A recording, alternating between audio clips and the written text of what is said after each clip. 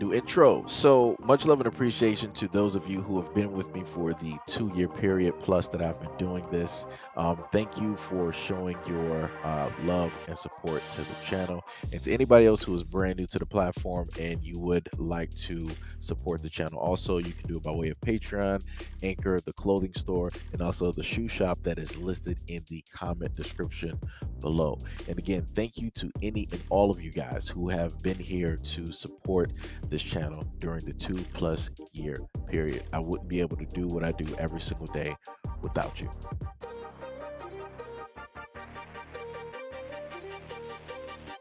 Famer Brent Favre missed a deadline on Tuesday to repay the interest he owes the state of Mississippi after he accepted improper welfare funds in 2020.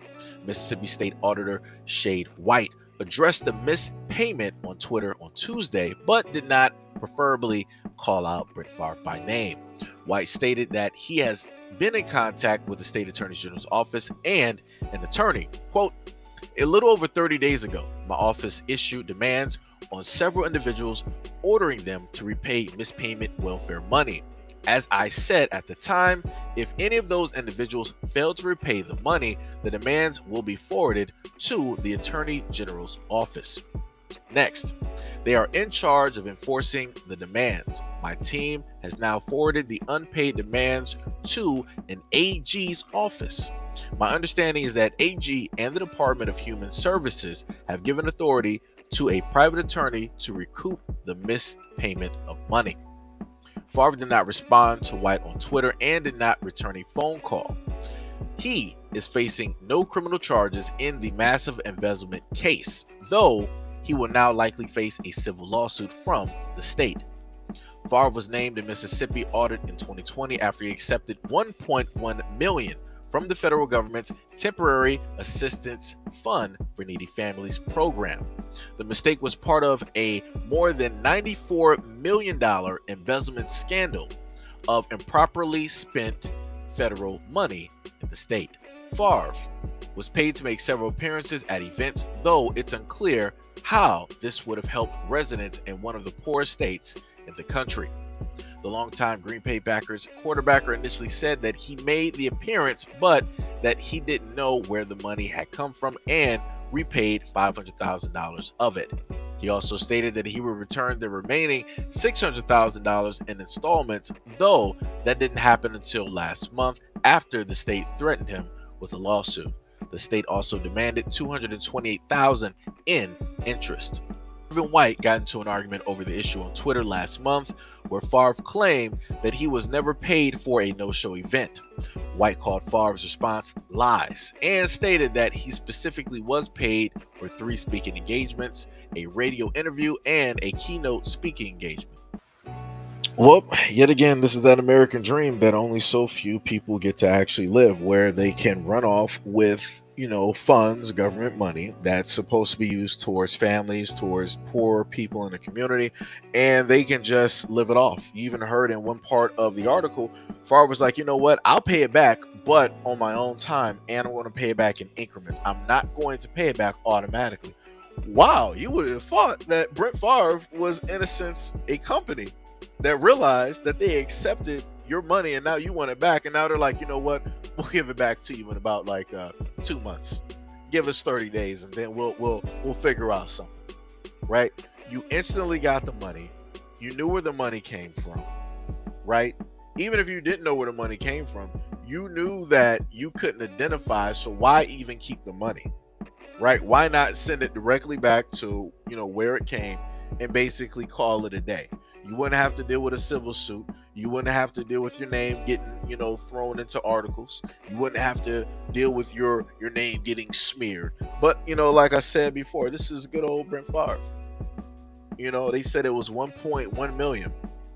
When in the other articles that I read, they said it was just upwards to about 600 grand. And I was like, oh, he couldn't pay it back 600 grand, but it's 1.1 in grand total that he ended up getting. That's amazing. That is amazing. I could have sworn, now let's just put this into perspective, right? Let's say that the government by mistake gave me $1.1 million.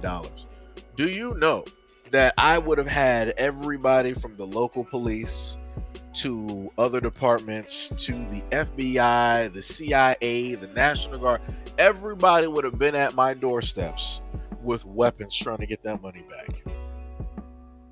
People would have been all over social media basically saying like, oh, why would you keep money that you know that's not yours, and all this other stuff. That money was supposed to go towards families and all this other stuff, and yada yada yada yada yada, right? They would have said all of that, right? Because of the face of the story. But when it's somebody that looks like them, it's completely fine and dandy. It's no problem. It's, he's going to pay it back. He has the money. He's an honest guy. It's okay.